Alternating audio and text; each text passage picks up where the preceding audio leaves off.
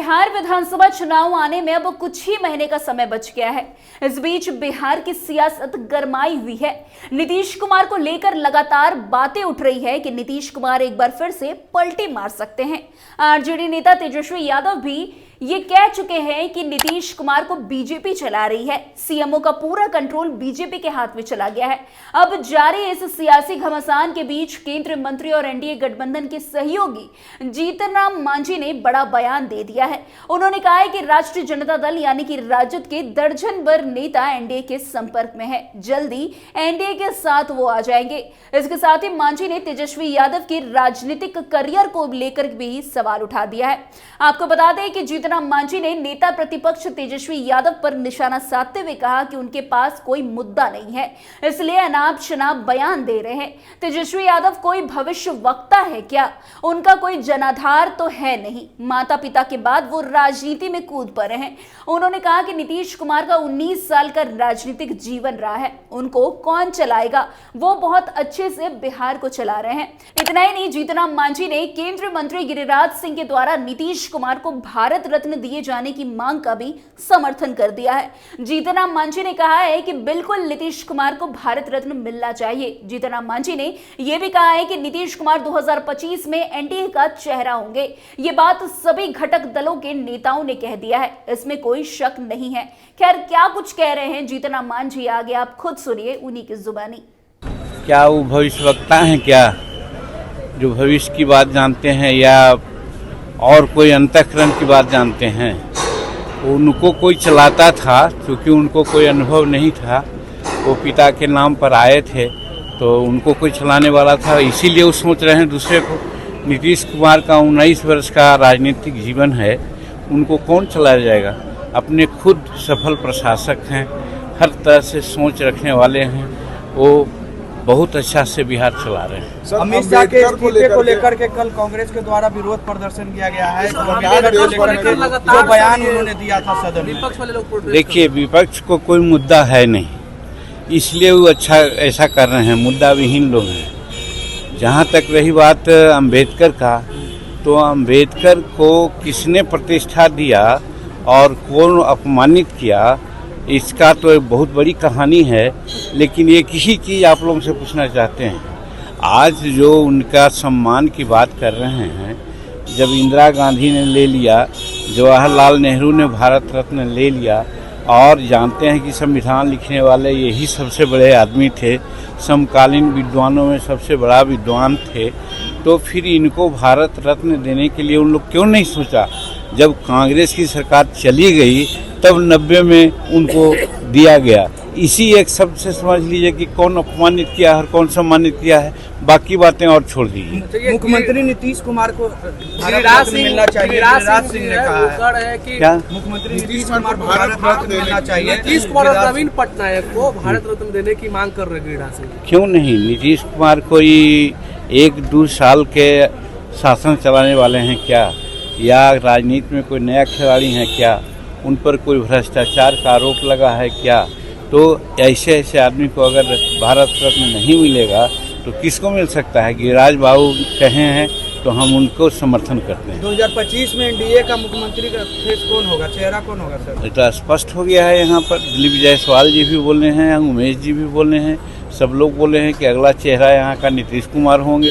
तो एनडीए के लोगों में साफ ये ऐसा निर्णय है कि अगला जो बिहार का चेहरा होगा वो नीतीश कुमार का होगा। कहा जा रहा है कि सीएम नाराज चल रहे हैं, कुछ एनडीए में किस तरह की कोऑर्डिनेशन की कमी? ये आप लोगों की बात है, कोई नाराजगी नहीं है, एकदम अच्छी कोऑर्डिनेशन की बात है। आज ही नड्डा साहब के यहाँ हम लोग सब एनडीए के लोग मीटिंग किया था, बात किया था, तो कैसे कहा जा सकता है? वैसे नीतीश कुमार को लेकर लगातार ये बातें उठ रही है कि नीतीश कुमार एक बार फिर से पलटी मार सकते हैं।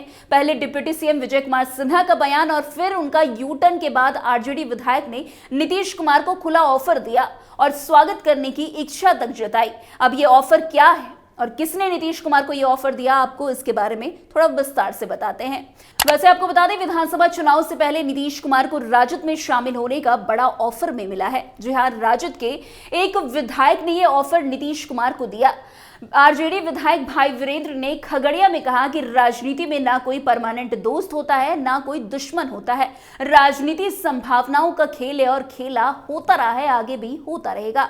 देखिए आगे क्या कुछ होता है। अब ये बात कहकर भाई वीरेंद्र ने बिहार की सियासत को ही गरमा दिया और जितनी भी खबरें नीतीश कुमार के पलटने को लेकर चल रही है उस पर कहीं ना कहीं हामी भर दी।